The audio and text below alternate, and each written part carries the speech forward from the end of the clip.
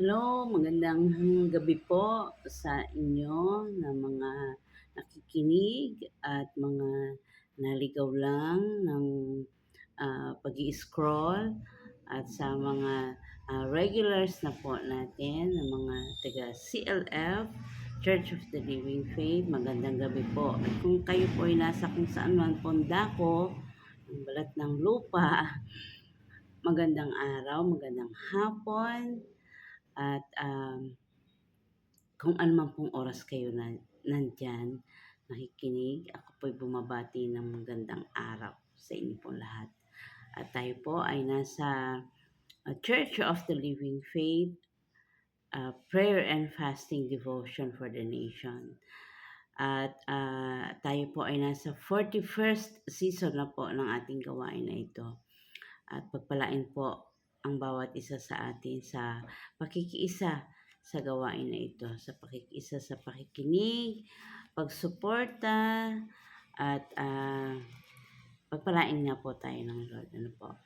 At tayo nga po ay manalangin muna. Ama naming Diyos, kami po ay tumutulog sa inyo, Panginoon, at nagsusumamo, nagpapakumbaba, Panginoon, sa hapon na ito. At ang aming pong pagsamba ay daladala namin para po sa inyo, Panginoon. Pagdakila, Panginoon, sa inyo at pagluluwalhati. Lord, kayo lamang po ang marapat-dapat na bigyan ng kapurihan na ito. Pagdakila, Panginoon, ng pagsamba, ito po'y lahat ay sa inyo, Panginoon. At Lord, sa hapon na ito, sa gabing ito, Panginoon, ay tinataas ko po ang gawain na ito. Kayo po ang mag-lead sa amin, sa inyo pong lingkod, sa gawain na ito upang kayo po ay mabigyan ng kaluwalhatian, Panginoon, at maibahagi ang mga gusto naming mangyari sa aming mga commitments sa inyo, Panginoon. I-bless mo po ang bawat makikinig.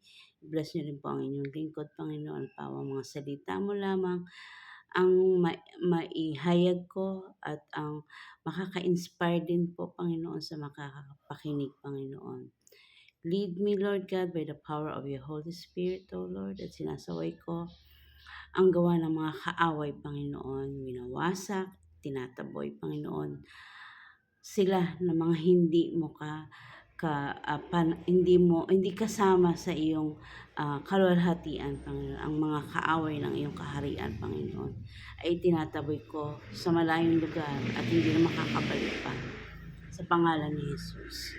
At Lord, ang aking pong ihahayag ay makapulot po ng inspiration sa mga makakapakinig, Panginoon. I-bless mo po ang bawat isa, Panginoon, at ikaw po ang maluwalhati, O Diyos. In Jesus' name, I pray. Amen. So magandang gabi nga pong muli sa bawat isa sa atin. At tayo po ay nasa 41st season na po ng ating gawain. Mayroon po itong tema na to be honest, to honestly and openly share the things that I will impose upon myself in order to level up my commitment unto the Lord this 2025. At to possess a fresh view of my personal goals for God's greater glory and to inspire my listeners to do the same. Yan. At yun nga po,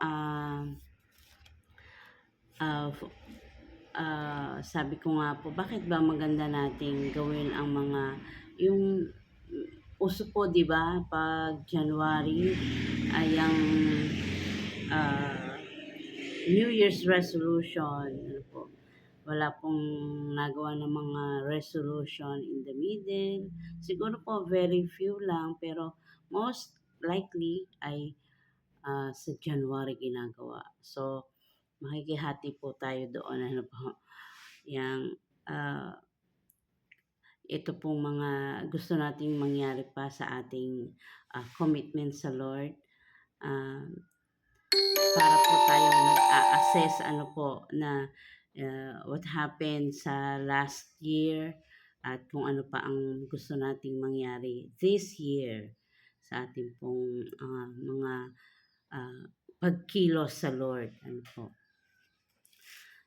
Well, ako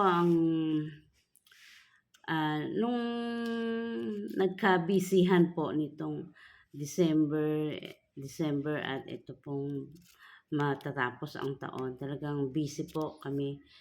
At nung natapos na nga, ito na parang nakaramdam ako ng parang malungkot kasi sabi, ibang very busy, parang nahati na yung or nakaagaw masyado ng time para sa Lord. Kasi ano yung bang sa store, kailangang may matapos talaga. Tapos, yung bang inagaw na yung oras minsan sa pananalangin, sa pagbabasa ng salita ng Diyos, gano'n.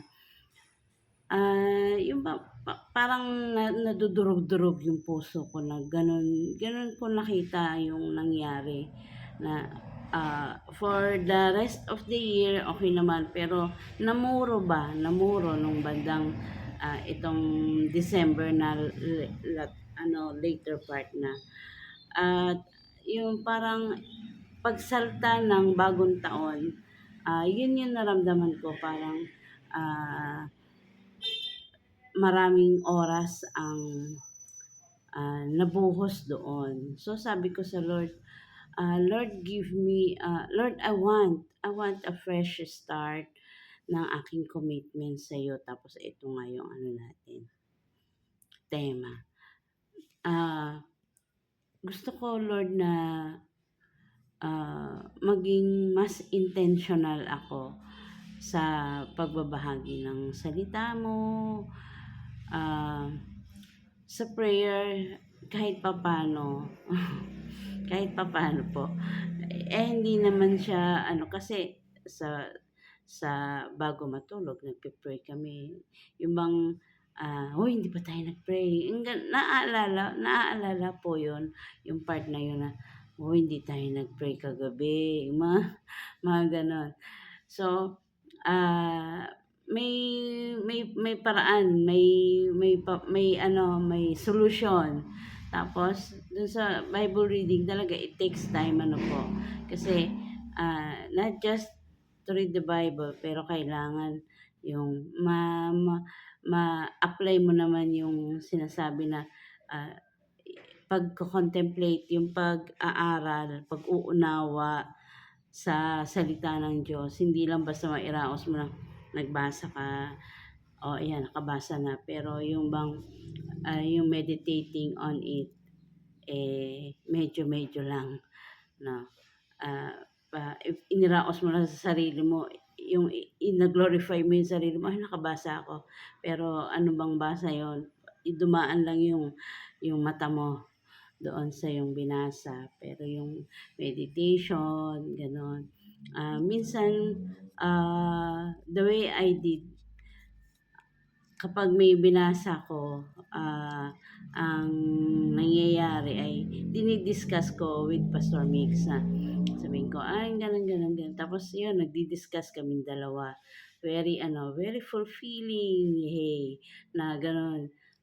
At dumadako kami dun sa yung lalim nung mensahe na yon. Yan. Tapos, meron palang mas malalim pa na kahulugan or pangyayari dun sa binasa namin. Yung sa binasa ko na di-discuss namin dalawa. Yun. Yun ang gusto ko rin na mas maging intentional ako. Kasi nga po, mahaba ang oras na kinakain. Sa store po talagang walang time na mag-upo-upo kasi pag no time ka na sa pag natapos mo na yung ibang gawain mo, sabi mo upo ka muna, may makikita ka na naman dapat gawin.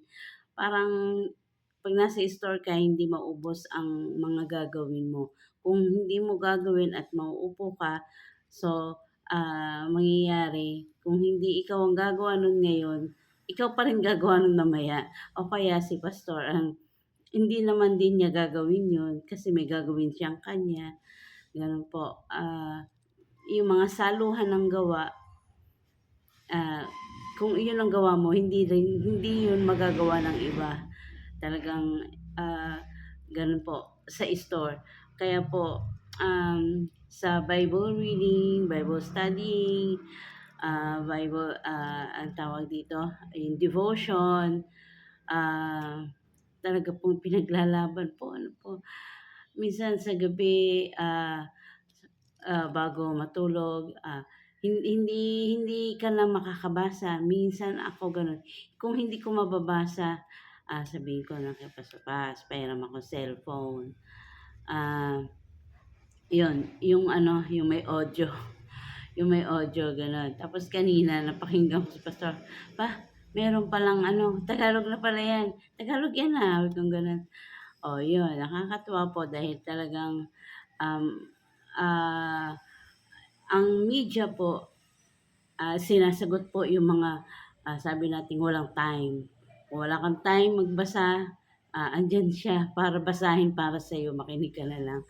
Yun po, may mga time po na gina-grab ko na lang yung gano'n na makakapakinig na lang ako ng ano, nung binabasa nung audio para sa'tin, ano po. So, mas gusto ko ipaglaban ko yung oras ko na yon para sa Lord. Yang ihanap talaga ng time. Yung ano nga yung hahanapin mo sa ano kung nasaan ba yan. Yun, it takes time din para hanapin yung exact place, yung exact verse noon sa Bible. Ayan, hanap ko sa Google. Saan nga ba 'to? Ganyan, ganyan, ganyan. Yun, in preparation. Tapos mamaya, naku, may gagawin na ulit. Naku, nakalimutan na. Hanggang sa gumabi na. Yan. Pagpasok ng mga 6:30, nag-aano na, nagse-separate na yung, eto na sa bread making na tayo. Yun. Yun, solong, ano yun, purong time yon para sa bread making. Hindi mahatian ng pagbabasa. Pero, nakikinig naman, sinasabayan po namin yun ng playing ng mga video ng mga, ang tawag doon, mga preachings, yan, yung mga sikat na pastors, no po, yung mga preachings nila, yan, masarap makinig.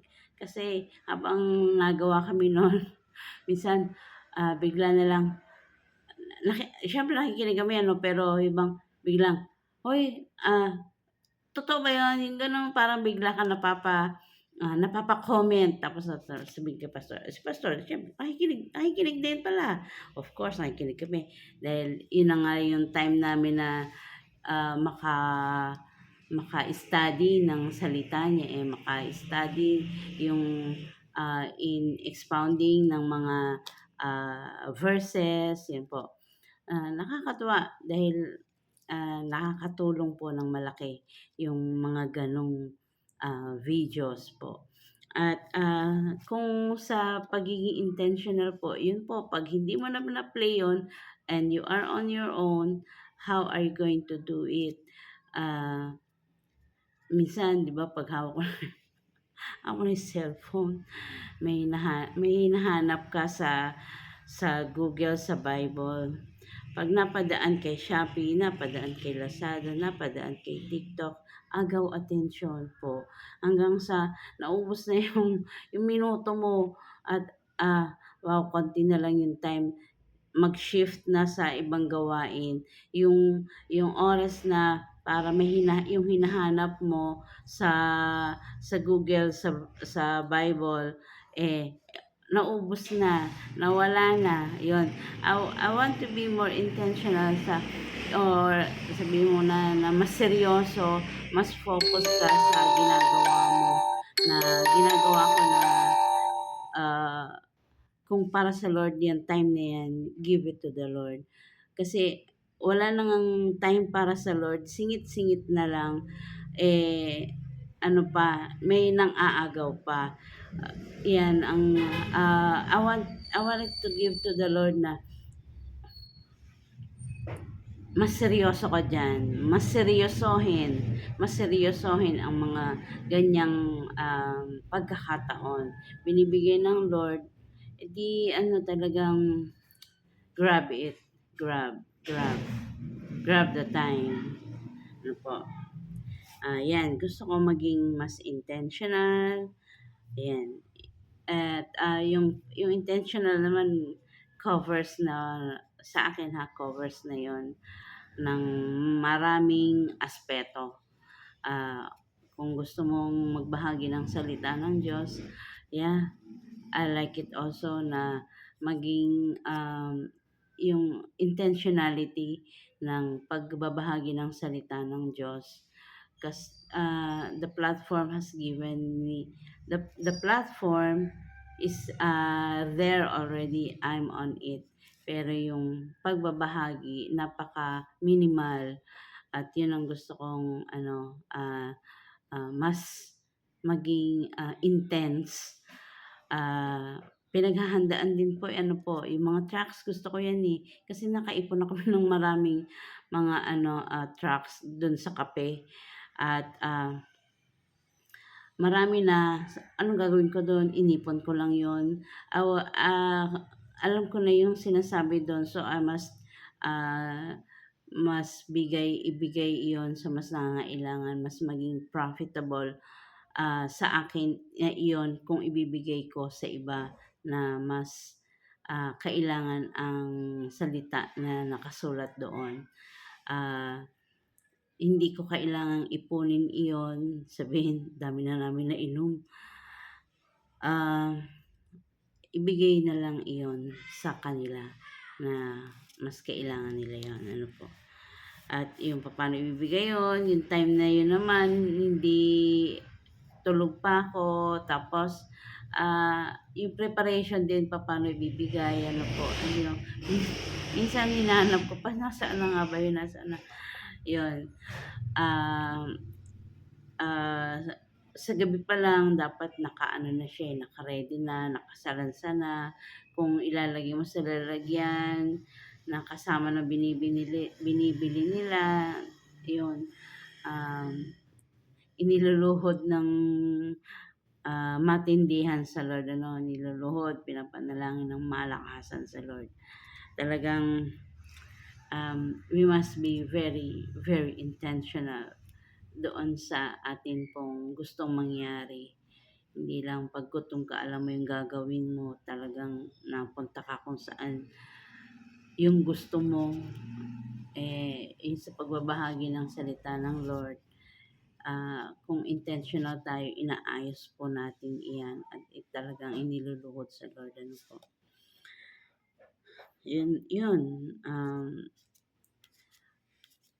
Yun po ang mga gusto ko na i-level up sa Lord.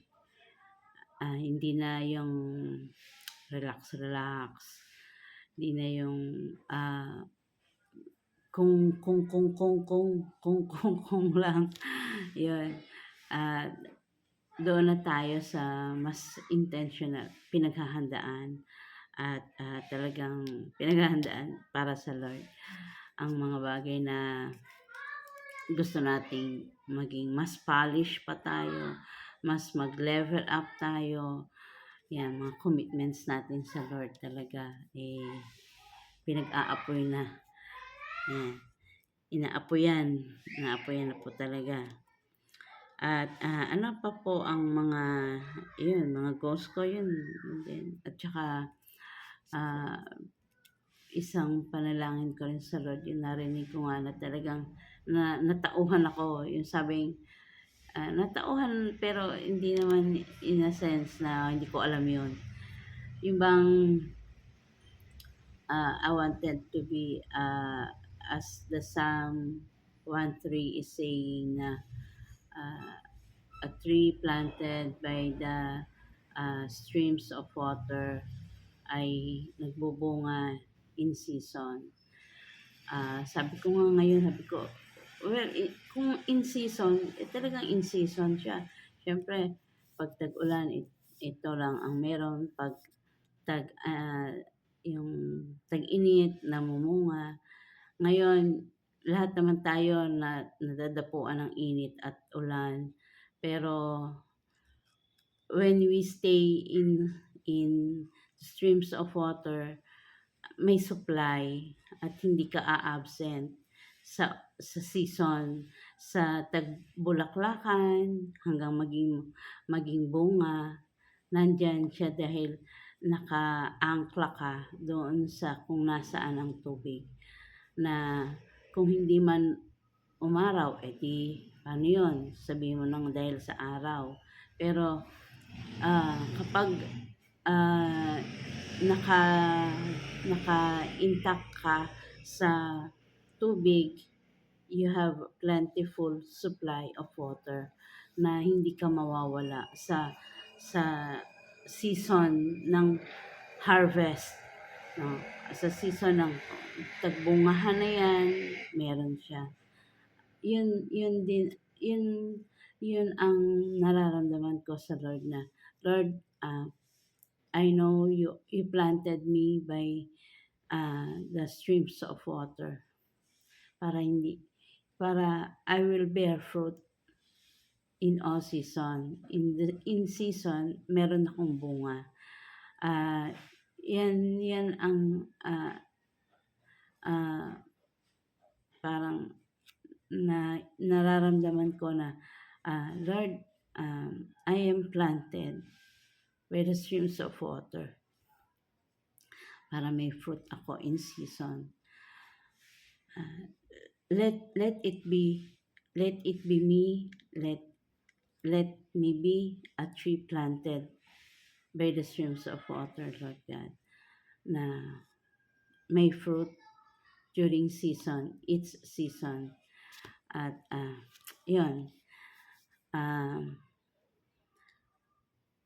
wag tayong maging kampante, wag tayong maging complacent. Let's get out of our comfort zone. Mahirap po talaga. Masarap komportable tayo. Comfort zone nga eh. But chillax lang tayo dyan. Pero ang sabi ng Lord, you go out. Kapag nag-out tayo doon, wala na tayo doon sa wow.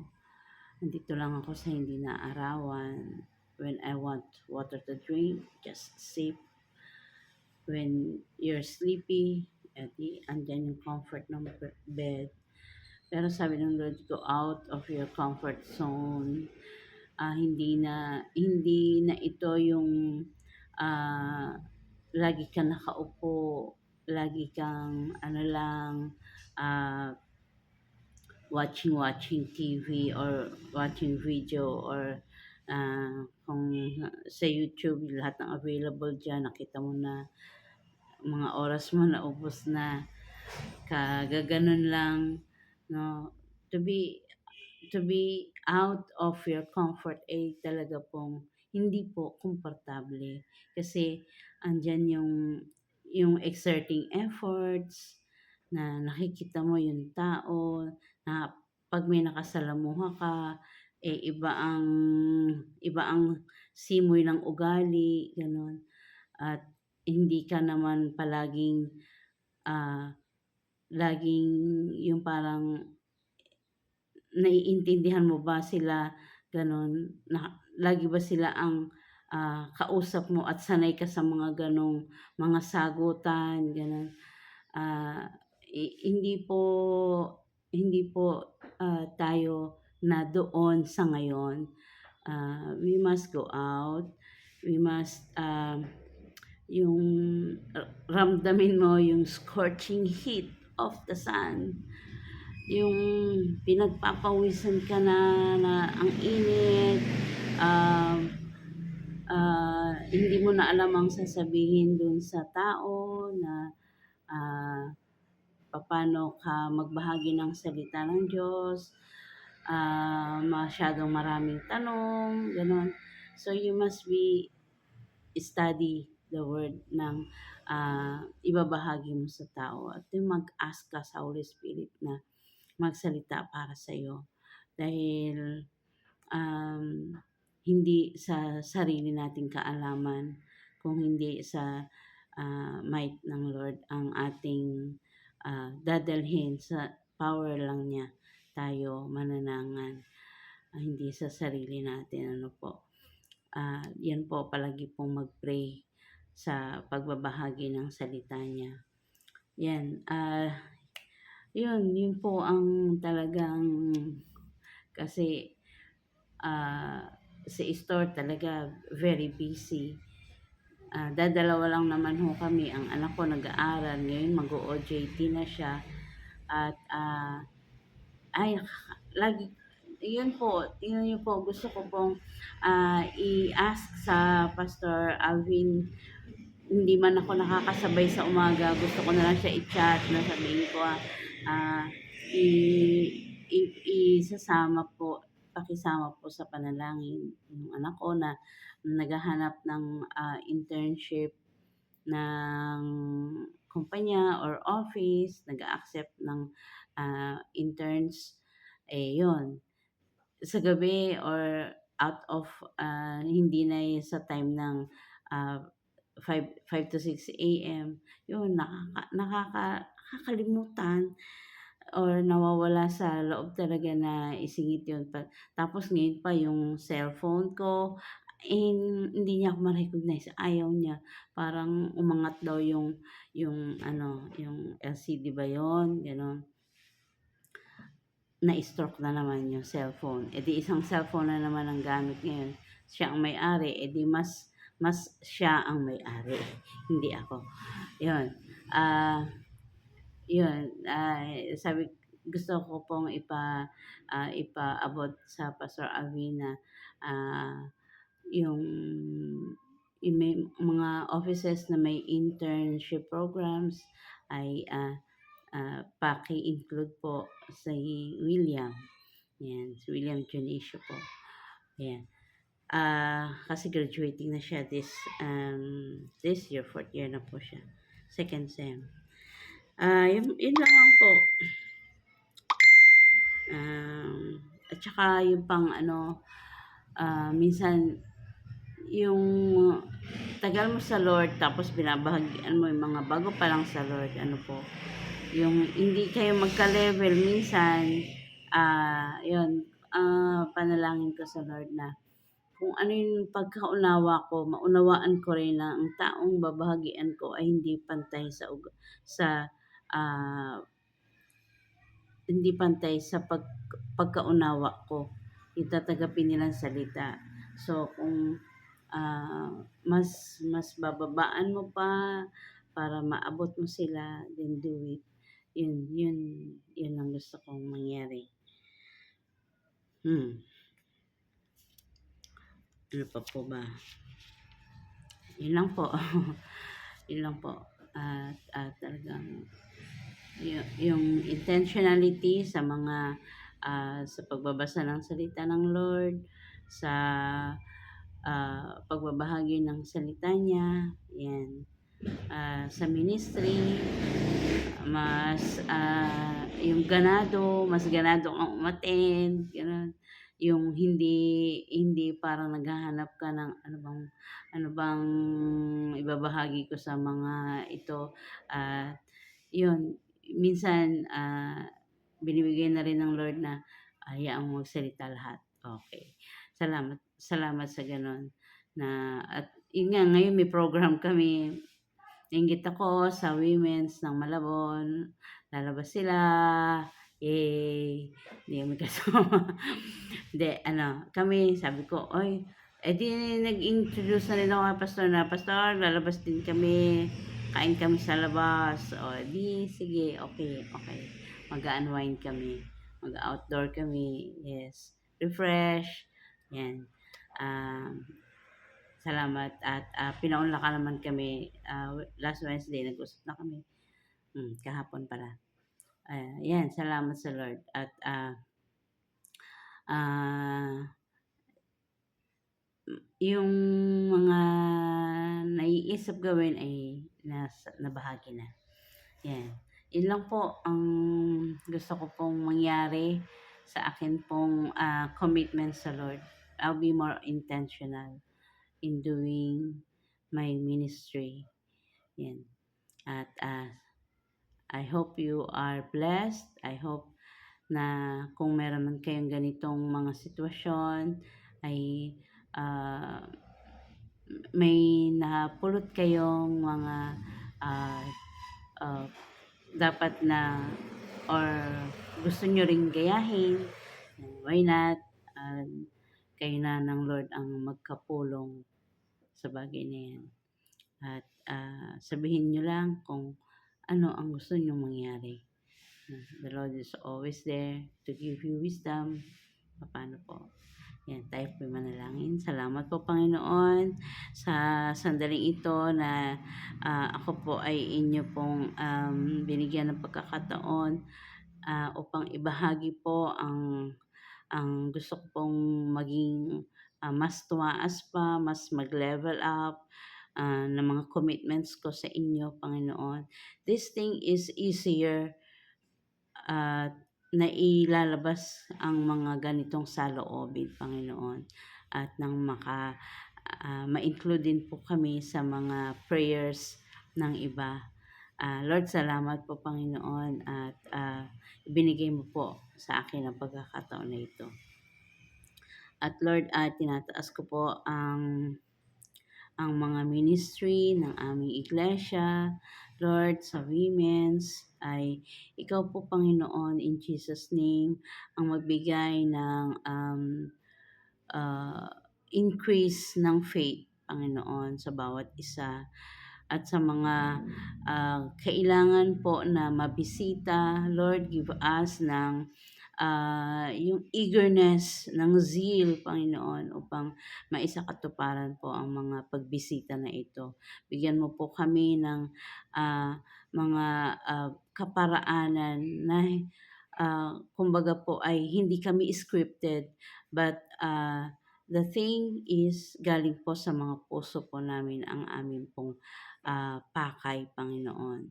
At Lord, bigyan mo po kami ng lakas ng loob at yung joy, Panginoon, sa aming ginagawa. Hindi kami mga napipilitan lamang na gawin dahil ito'y sinasabing gawain ng isang kababaihan sa isang church, Lord. But more on, ito ang kaparaanan paano pa po kami makakakalap ng mga kaluluwa po na gusto mo pong makita namin isama sa inyong kawan. Lord, salamat po sa mga pagkakataon na yun, Panginoon. Salamat po sa mga kaparaanan, Panginoon, na ibinibigay mo sa amin, Panginoon, upang kami maghayo, Panginoon, at upon assessment, Lord, sa mga ginawa namin, Lord, nakita namin ang mga uh, as they agreed, Lord God, sa mga ginawa namin. Lord, ikaw po ang nakakaalam ng mga bagay na ito, Panginoon. At kung may mga bagay kami na dapat naming mas isaayos pa, Lord, hinihingi ko po na bigyan mo kami ng um, word ninyo, Panginoon, na amin pong pagbubulayan, Panginoon. Salamat po, Panginoon, in Jesus' name. At Lord, hinihingi ko po, Panginoon, ang amin pong bansa. Lord God, salamat na ang CSE nga po ba, na hindi po maganda na ipapasa or makarating pa sa pag-aaral po ng Senate, Lord. Ang aming pong presidente ay nag-veto na siya para dito, Panginoon. At Lord, salamat dahil ito po ay mga kamag-anak ng Sogi, Lord God, na chinap-chap, Panginoon. Lord, salamat po, Panginoon, dahil binigyan mo ang kaliwanagan ang aming president na gawin niya ang bagay na ito, Lord God. So, nang ginawa niya ito, Panginoon, na nag-veto siya, marami na po ang parang nagising na hindi po ito dapat na aaralin aaralin pa, Panginoon, dahil hindi po maganda para sa mga murang isipan na pag-aralan, malaman nila ang mga bagay na ito, Panginoon. Sabi nga po ni Pastor Awin, let those kids be kids at heart, Panginoon. Hayaan na sila yung mga bata pa. At kung sila'y tumanda, doon na lang nila maaral ang mga bagay-bagay na tungkol dito, Panginoon. Lord, salamat po ng marami in Jesus' name. Salamat po sa paggabay, Panginoon, sa aming presidente. Lord, at hiningi ko po, Panginoon, ah, na ang gawain po na ito ay pagpalain mo po, Panginoon, in Jesus' name. Makaabot sa mga pusong nalulumbay, kailangan ng inyong pag-aaliw, Panginoon. Lord, abutin mo po sila, Panginoon, mga ngailangan ng pagkalinga mo, O Diyos. Salamat po sa pagsasagot ng mga panalangin namin, O Diyos. Salamat sa pagtutuwid sa amin. Salamat sa biyaya, O Diyos. Salamat sa comfort, Lord. Comfort ng iyong salita, Panginoon. Lord, we lift to you everything, Lord God. Ikaw po ang masunod sa mga plano namin. Ikaw po ang ma-bless, Panginoon. Pinupuri ka namin, sinasamba, at ang lahat ng kabutihan ay lahat ng papuri ay ibinabalik namin sa inyo, Panginoon, sapagkat ikaw, Panginoon, ay marapat na tumanggap na mga papuri na ito. Ang pagsamba namin ay para sa inyo, Panginoon. Salamat po ng marami at ikaw lamang po, Panginoon, ang aming sasambahin, ikaw ang aming dakilain, ikaw ang aming pinupuri, Panginoon. Salamat po at ang lahat ng ito ay binabalik po namin sa inyo in Jesus' name. Amen and amen. Yes, thank you, Lord. Thank you, Lord. God bless po sa bawat isa at hanggang sa muli po. Paalam for now. Thank you, bye.